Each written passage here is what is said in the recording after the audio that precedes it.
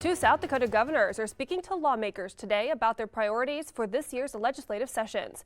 Thanks for joining us tonight. I'm Katie Copple in for Larry Wentz. And tonight, that story is first at 5 o'clock. South Dakota Governor Kristi Noem gave the first State of the State speech of her second term to lawmakers as they began their 2023 session in Pierre today. Her speech focused on three main themes: building the American dream, promoting stronger families, and securing South Dakota.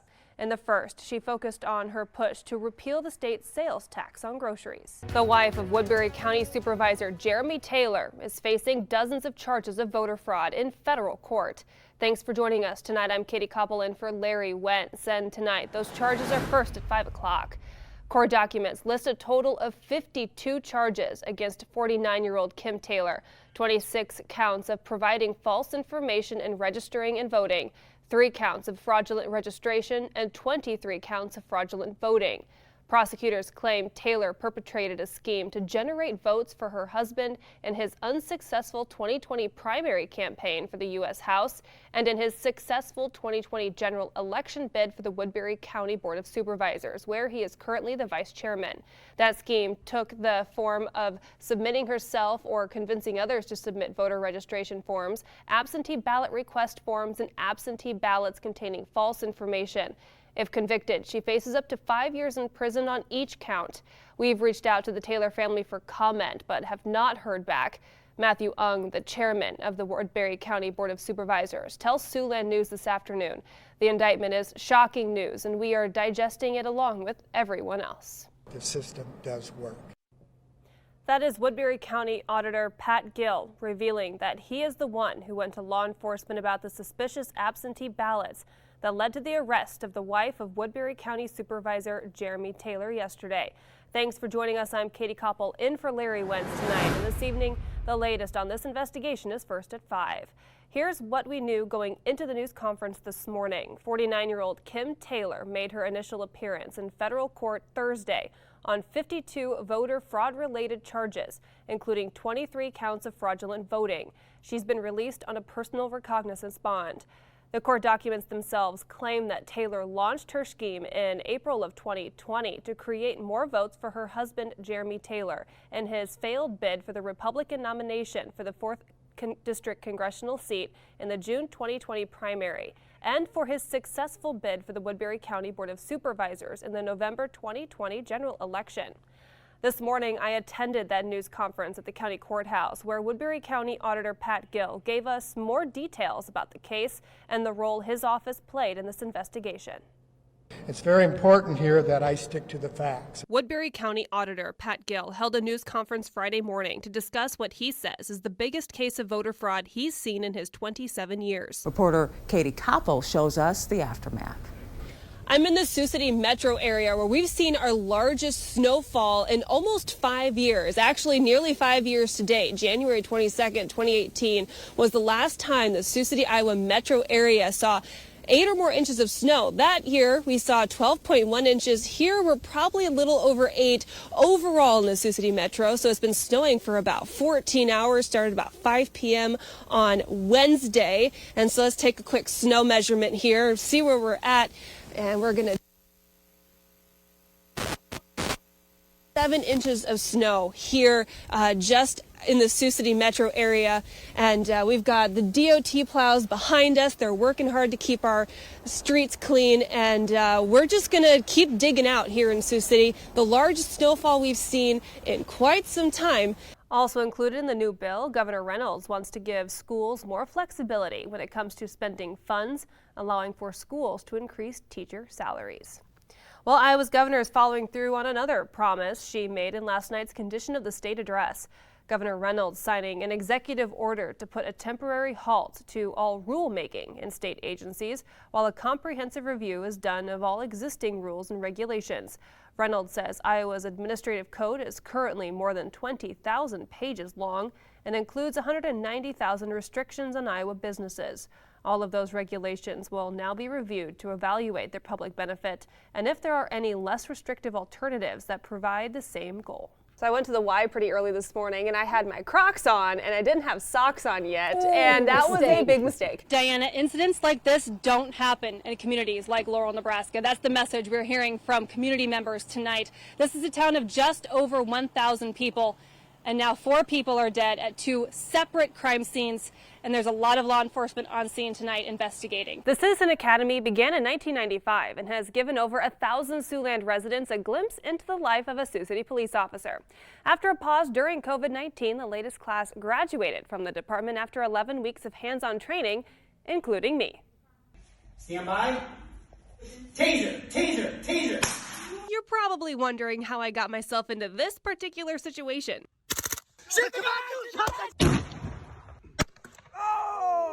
This fall, I took part in the Citizen Police Academy with the Sioux City Police Department. So what do you hope to see for the future of this state after you leave office? Whoever takes your place next and maybe even after that, what do you hope to see for the future of the state? Well, we've got a tremendously strong foundation here in Nebraska right now. Thanks, Larry. So as you see, we're outside the IDA Apartments here at 1601 Pierce Street. You can see right behind me, there's still a massive fire going on here. I'm going to step out of the camera frame so you can get a better look. Diana, Larry, we've actually made our way indoors here at the Hamilton Hy-Vee. We're in the school supply aisle 6 here at Hamilton Hy-Vee, and just going to show you everything that you can buy. You can buy a notebook for as little as 79 cents, and this can help out a kid in the local school districts so much. We also have pens, we have pencils, everything you can imagine. We have expo markers for your teachers, there's sticky notes, there's glitter glue in several different shades, though I'm not sure how teachers would appreciate that. There's also glow-in-the-dark glue, purple glue, so there's a lot of stuff that you can buy here for school students. Colored pencils, crayons, markers, everything around here that school students can use around here for Pack the Bus. And if you're looking for teachers as well and things that they may be able to use in their classroom, right across the aisle here at Hamilton is Lysol, Clorox wipe, disinfectant wipes. Of course, COVID is still a problem here, so pick up one of these as well. But school supplies are in full stock here at the Hamilton Hy-Vee, and all across Siouxland, Red Barrels are right outside the doors. You can't miss them, so pick up a notebook, a folder, whatever you can, and let's help some local kids in need here in Siouxland. Well, Diana, not even 24 hours after that first 911 call was made here in Laurel, Nebraska State Patrol have a man in custody. The National Desk's Katie Copple joins us live now from Sioux City. Hi, Katie. Hi, Eugene. It is cold and it's snowing sideways here in Sioux City. I'm on the Iowa-South Dakota border, and we started seeing snow about 5 o'clock Central Time, so it's been snowing for about 4.5 hours, and we already have almost 5 inches of snow. The last time we saw 8 or more inches was almost 5 years ago to the date, January 22nd, 2018. We had 12.1 inches of snow here in Sioux City. So the metro cars are slowing down out here. There's not a lot of people on the roads. We're just along one of our major interstates. Interstate 80 in central Nebraska is closed and is going to be closed for the foreseeable future as central Nebraska got hit with the majority of the snow. And we are getting the heaviest band right now here in Sioux City, and it's going to continue through the night. We're looking at upwards of 9, maybe even up to 12 inches here in Sioux City and the metro area. Some other parts of our viewing area in northeast Nebraska looking at maybe upwards of 18 inches of snow. Wow. So this is the most that we've seen in quite some time here in Sioux City. How's it looking out there, Katie? Well, Jake, we got up close and personal with Mother Nature, and now we're stuck. I wouldn't say we're like deep in it. It's more just we have no traction. We're not the only ones. We're in the same place we were earlier, just off of South Lakeport on South Cedar and Glen. And there was a guy just down the street who also had trouble getting out, and he's in a big 4-door, 4-wheel drive truck. So we are gonna wait and see if someone could come out here and give us a push or give us a pull and get us some traction on the roads. If not, we're going to be here for the rest of the show trying to dig ourselves out. So take it slow and don't venture out on these side roads if you don't have to, because that's where we're at. It's not plowed very well. And I took a corner. I was taking it slow, nice and easy, and kind of slid into an unplowed area. And now, yeah, no traction. Another good thing, keep some kitty litter or something in your car, and we didn't do that. So we're not going to lead by example. We're going to tell you what not to do, and that's make sure you have that in your car and don't forget it like we did back at the station. So hopefully we're going to be somewhere else next time we talk to you, Jake. Larry, Diana, South Sioux City students, or at least most of them, actually started classes today. So this is the perfect time to come out and help us pack the bus with school supplies. I'm out here at the South Sioux City Hy-Vee store where they have school supplies inside, and we have these big red barrels right inside the door. Right now they're outside the door. We're going to be here until 6, but we need everything you can think of, all the essentials. We have folders, we have glue sticks, we have pens. For you Kansas City Chiefs fans, we got notebooks for you too. I think we saw some Iowa State folders at another location, so Iowa State fans, Larry, you're not left out, don't worry. More erasers, more pencils, even something else that can be widely used in the classroom, boxes of Kleenex and tissues. So everything you can even imagine that a student might need in their classroom to get through this new school year, we're asking for those for donations. Now these red barrels are going to be out at all metro area Hy-Vee stores through Monday, but we're going to be out here until 6 o'clock tonight. So we'll see you back here in just a few minutes to see what we can get from the South Sioux City residents. Diana, Larry. The summer season here in Okoboji isn't just for Iowans and those here that live in the Iowa Great Lakes. They bring in students from across the world to get a taste of Iowa culture and experience a summer of fun they will never forget. Siouxland News anchor Katie Copple joins us live now from Laurel, where authorities have given us an update on what they know so far in this case. Katie? Diana, incidents like this don't happen in communities like Laurel, Nebraska. That's the message we're hearing from community members tonight. This is a town of just over 1,000 people, and now 4 people are dead at 2 separate crime scenes, and there's a lot of law enforcement on scene tonight investigating. So the first incident was reported just after 3 a.m. in the 200 block of Elm Street, and first responders found 1 person dead in that home. The second call came in while crews were at that first scene. A house fire was reported 3 blocks away in the 500 block of Elm Street. First responders found 3 people dead inside that second home. Nebraska State Patrol says foul play is suspected in both cases, but add they're not classifying the case at this time or ruling out a connection between the 2 crime scenes. We are not categorizing it as anything at this point. We have multiple crime scenes. We have 4 dead. We're trying to get to the bottom of it, and it's very early in this investigation. It would be a stretch to say that there's no connection, but it's very early in the investigation, and we hope to find those answers in the coming days. The State Patrol is giving details on a possible person of interest in this case, identifying him as a black man driving a silver sedan that left town heading west on Highway 20, possibly with a passenger they picked up in town, and one or both of them could have burn injuries. Despite the shocking nature of these crimes, the State Patrol wants residents of Laurel to know they are safe. Incidents like this can shake a community, but I want to emphasize that we have an outstanding public safety team on scene here with a number of our partners to keep the community safe. Now, the State Patrol is appealing to the community of Laurel to provide any information that they may have, including security footage that could have caught the suspects or even what happened at either of these 2 crime scenes here on Elm Street. Now, you can call them. I'm going to read this number off for you. You can also find it on your screen at 402-479-4921. Again, that number 402-479-4921. 4921. You can call Nebraska State Patrol with any information. We'll be following these 2 crime scenes and this investigation here in Laurel, Nebraska. But for now, reporting in Laurel, I'm Katie Copple. Siouxland News anchor Katie Copple is back in Laurel tonight. And Katie, what can you tell us about the investigation and the man police have in custody? Well, Diana, not even 24 hours after that first 911 call was made here in Laurel, Nebraska State Patrol have a man in custody. In a news conference Friday morning, Nebraska State Patrol says 42-year-old Jason Jones has been arrested on charges of first-degree arson, first-degree homicide, and use of a firearm to commit a felony. Police entered Jones's residence at 206 Elm, across the street from the first crime scene just after 2:30 Friday morning, after evidence found at both crime scenes pointed to Jones as the probable suspect.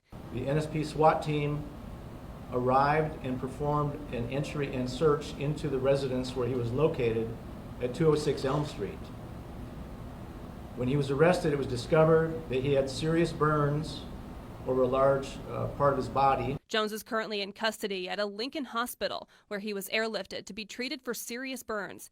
He has not been officially charged. We're still working to process the evidence that we collected at this scene. It's still very early in this investigation. According to court documents obtained by Siouxland News, first responders found a woman inside the back door of the first home at 209 Elm, suffering from gunshot wounds. She died at the scene. Also found at the scene were burn marks inside the home consistent with a fire, a red gas can, and a trail on the floor indicating use of an accelerant.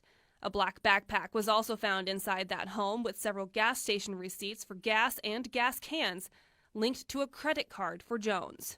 Court documents also state a pry bar was used to gain entry to the second home at 503 Elm, where 3 people were found dead, each with gunshot wounds. A firearm magazine was located inside the back door, and a pistol was found on the living room floor. That gun is registered to Jones. Authorities also found a Molotov cocktail inside the home, indicating that fire there was also intentionally set. Investigators also obtained surveillance footage from Rath's Mini Mart showing Jones filling up 2 red gas cans on August 3rd. Official charges against Jason Jones are pending until he is released from the hospital. Now authorities say that they are still searching for a second firearm, as the one that was found in the second home and used in that crime does not match the one that was used in the first house and at the first crime scene. Now today, Nebraska State Patrol has identified the 4 victims that were killed here in Laurel, Nebraska. The first was 53-year-old Michelle Ebeling, who was found inside the first home at 209 Elm Street. Family members describe her to me as a kind soul who also had a smile on her face and made everyone laugh. A GoFundMe has been set up by her family, which you can find that linked online at SiouxlandNews.com. The 3 people found inside the second home on Elm Street were from the same family: 86-year-old Gene Twyford, his wife, 85-year-old Janet Twyford, and their daughter, 55-year-old Dana Twyford. Gene is well known in Northeast Nebraska for his work on the Nebraska Medal of Honor Highway on Highway 20. Family, friends, and community members have created a memorial for Gene and his family along the highway tonight. Now, the last 24 hours have been difficult for the community here in Laurel, as this quadruple homicide has just rocked their faith. First of all, I want to acknowledge the indescribable grief that this community is experiencing right now. And that's going to be compounded by the betrayal of trust that they're going to feel because a community member here is alleged to have committed these crimes. That truck's too loud, or if the generator they've got on. He also recognized the first responders on both scenes yesterday. Not only did the fire crews from 3 communities work to put out 2 house fires, they also had to carefully preserve the crime scenes and evidence as they worked. Now I have to talk about what I consider the heroic efforts of the firefighters who were on the scene here yesterday. And I describe them as heroic because they had a very difficult task. We asked them to put out these fires while preserving the evidence of these crimes. They had to adjust their tactics in order to do that, and they did that with great efficiency. Their efforts preserved the evidence that led us directly to the suspect. That truck's too loud, or if the generator they've got on. That suspect, again identified as Jason Jones. He remains in the hospital tonight up in Lincoln, being treated for serious burn injuries. Now, the Nebraska State Patrol is not the only group that is recognizing first responders tonight. So is a group of local kids. With a handmade sign that says, "We love our hometown heroes," 4 kids set up a roadside stand with lemonade, cookies, and iced coffee to help raise money for the local fire department. They help people when there's a fire. And they save and protect people. And we love them. What would you say if you could talk to every single person in Laurel at the same time? What would you want to tell them? That's hard. That we love them and we want to help them. The lemonade stand is a free will donation, and those kids hope to raise $300 for the Laurel Fire Department. Now, this is still an ongoing investigation, just barely 24 hours after that first call was called in. Still a lot of police presence here in Laurel. Crime scene tape around 3 homes here on Elm Street. We'll continue following this investigation as new developments come in. For now, reporting live in Laurel, Diana, back to you. Siouxland News anchor Katie Copple joined the latest class and takes us through her experience. The Citizen Academy began in 1995 and has given over 1,000 Siouxland residents a glimpse into the life of a Sioux City police officer. After a pause during COVID-19, the latest class graduated from the department after 11 weeks of hands-on training, including me. Stand by. Taser, taser, taser. You're probably wondering how I got myself into this particular situation.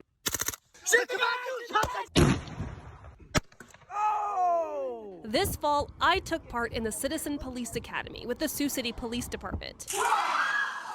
It was very eye-opening to learn all the process they had to go through, and we only got a glimpse of it. Kristen Sweeney is one of roughly 24 Siouxlanders who took part. It was just so exciting to go through some of the steps they went through in the trainings, and it just really opened my eyes to the whole process together. Each week brings a different lesson, sometimes multiple in a night. We drove police cars through an obstacle course. Officers took us through firearm training, giving us a chance to fire several different weapons. The department's SWAT team suited up for a breaching drill at the department's training facility and showed us some of the equipment they have on hand for any scenario they may face. And yes, we had the chance to try it all ourselves. Okay, go ahead and pull the trigger. Department veterans teach specialized classes, each one tailored to give a first-hand look at how the men and women in uniform keep the community safe. Trust is everything. Any relationship, the foundation is going to be trust, and we have to have trust amongst each other, of course. The foundation of that relationship is the foundation of being able to operate in our society together. So we can't do it without the citizens, and the citizens from time to time need us, and we need them, and it's just a reciprocal relationship. Lieutenant Ryan Bertrand led several courses throughout the academy. Probably the defensive tactics is the most fun. It's very hands-on. People are touching each other, rolling around, punching. There's pain involved with the taser. Hey, what are you doing to my friend? What are you doing to my friend? Leave him alone. He didn't do nothing wrong. He and the other department leaders put us through scenarios officers could face, showing how even a call that may seem minor can turn in an instant, making you think on your feet, trust your training, and your gut. What are you doing? What are you doing? When we do the scenarios where we give a person like a fake gun that makes noise, and we give them a scenario that they've never encountered before, it's so awesome to see like the genuine reactions to how it would handle this. And sometimes it's over the top, sometimes they don't do anything, and sometimes they do way too much, but it's either way we all learn from it, and that's the exact same process that police go through. When we first gathered in August, we were all strangers, but at graduation we left as friends with a new understanding of law enforcement. Now back to the beginning and a little situation I got myself into.